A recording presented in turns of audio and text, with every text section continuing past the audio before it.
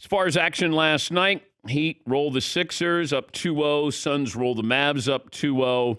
And when you start to think about blockbuster trades in the NBA, we always want to go who won and who lost. And in most cases, it's pretty clear. Sometimes we wait a couple of years, but for the most part, you can tell. The Suns robbed the Sixers in order to get Charles Barkley in 1992. The 2007 Celtics essentially traded Al Jefferson for Kevin Garnett. 2011 Clippers, they got Chris Paul for future role players. But this year's blockbuster is harder to grade. The Sixers got James Harden for the Nets in exchange for Ben Simmons, Seth Curry, and Andre Drummond. And Harden has struggled again last night. And this has led to a lot of disappointment there and what happens after this series. If the Sixers go out, even with Joel Embiid injured, not able to play, although I think he'll be able to play or at least try to play in Game 3, then what happens with James Harden's future? What happens with Doc Rivers' future there? And then there's Ben Simmons. He didn't play a single game this season, and now he's expected to undergo a procedure on his back that will sideline him for another 3 to 4 months. It's impossible for us to predict the future for both of these stars. But as things stand now, it's really hard to say there's any real winner from that midseason blockbuster. You do have Harden on the floor, but when did the Nets know about Ben Simmons' back? This is a herniated disc. He didn't play. Did he have this? Was this an existing injury that he had? He had hurt his back when he was with Philadelphia. But I would think that would be where you start when you bring him in for the physical. And why didn't we know this 2 weeks ago? What has changed where they go, I'll be damned, he's got a herniated disc there. One of the few parts of my body I have not had surgery on, but back surgery, that's an inexact science. It's like shoulders. It's an inexact science. When they cut on you, and even if it's just a procedure, an incision, it's still your back. And he's not going to play for 3 months. This is a guy who needed to play. He needs to play. And he's probably going to, next time we'll see him, will probably be on the court in training camp or maybe preseason. But that's a player who needs to play, that needs to be into a rhythm here, even if it's pickup games against pros. You're not going to have him in the summer league, but Ben Simmons probably going to miss at least 3 months. And then you start to go, okay, what kind of player is he going to be when we get him? He could be physically healthy when we get him. Is he mentally healthy when we get him? Can we put him in certain situations? What situations can we not put him in? I think that's where it gets a little bit tricky. But Ben is in good hands because he's going to have Kyrie Irving there. Kyrie was on Kevin Durant's podcast, and it starts with this question. Should you have been NBA 75? Should you be on that list? Absolutely. I don't even want to disrespect all those that are on it at all. Mm-hmm. Like, I really admire a lot of the talent that has come through our league that has really set cornerstones and foundational shall I say, pathways for people to follow, right? Or to achieve better, to want to achieve better. So I can't sit here and debate, whether or not I was or I wasn't. I can only tell you how I feel. And absolutely, I feel like I deserve to be on that top 75 list. And simply because I'm part of the revolution of this game. Alrighty. Yes, you are. I'd love to hear more about how are you part of the revolution? The revolution to sort of play and not play, everything else that's attached to you. Who would you take off the top 75 list? That'd be my next question. He also says that to Kevin Durant, could see us going on a 4-year run of dominance. Well, that kind of times out for a max contract that if you give me a 4-year contract, and then we'll have a 4-year run.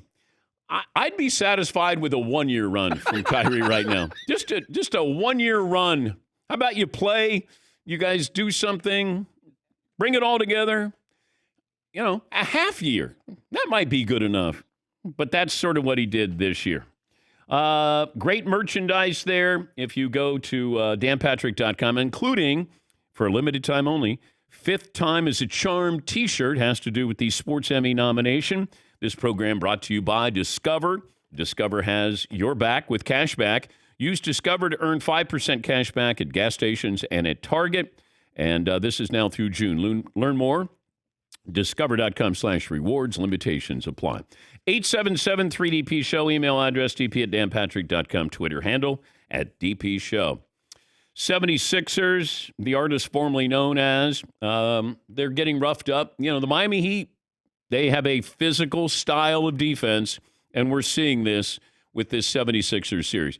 It's a bad break with Embiid being out, and you're trying to rely on James Harden to be the old James Harden. He's just an old James Harden. Tyrese Maxey, to me, is really the key to this team, has been the key to this team. I know Embiid is an MVP candidate, but Maxey was the guy. If you watch them this year, he was having a coming out party. He's 21 years of age. But it's not enough against a balanced Miami Heat team. You start to think about when we talk about James Harden, we go, yeah, but he's getting older. Well, we all are.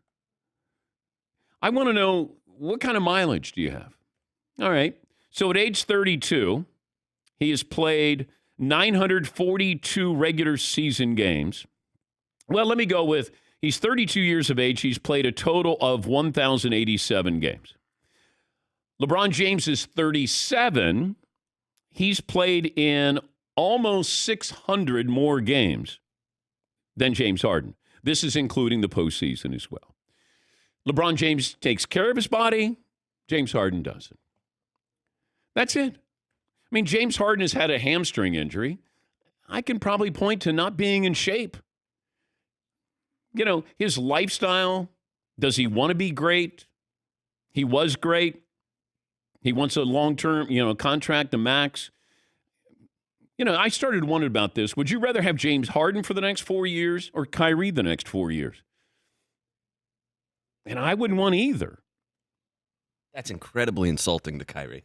Well, but that is incredibly insulting to compare him to James Harden. We all yelled when you said like it. if you were gonna say who would you want on your team right now, James Harden or Ben Simmons, I'd be like, gee, that's a tough one. But Kyrie, I don't know what's Kyrie. Kyrie now thinks he's part of management and coaching staff. Oh, I guess the nights he doesn't play, he can help coach, but I don't want either one on my team.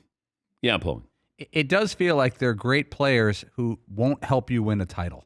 If you could be that, both great, both will not help you win a title. Well, Russell Westbrook was like that. Yeah, he's in that category. He was great. But he's not going to help you win a championship. Yeah, Marv. But Kyrie's already won a championship. So you know he can do it? He was on the team that won the championship. Yeah. He's very good, and he had the biggest shot, but it certainly helped to have, Big Brother there. Kyrie didn't want to play with LeBron. He didn't want to share the spotlight with him. That's working out well for him. And then he went to Boston where he wanted to be the star, and then he looked around and went, man, this is tough being the star. I don't want to be here in Boston. Then he went to the Nets. I don't know what he wants to be. Can he be great? Absolutely. I just can't trust him. Part of having great ability is having availability. I got to know you're going to be there. And then I watched James Harden, and I kept thinking, gosh, where's the burst? And it looks like he's going to burst because he doesn't look like he's in shape. Whoa. Okay. Starburst. Okay. Bloop, bloop, bloop. I'm James Harden for Starburst. Wow. Well, yeah. Bloop, bloop. Thank you, Todd.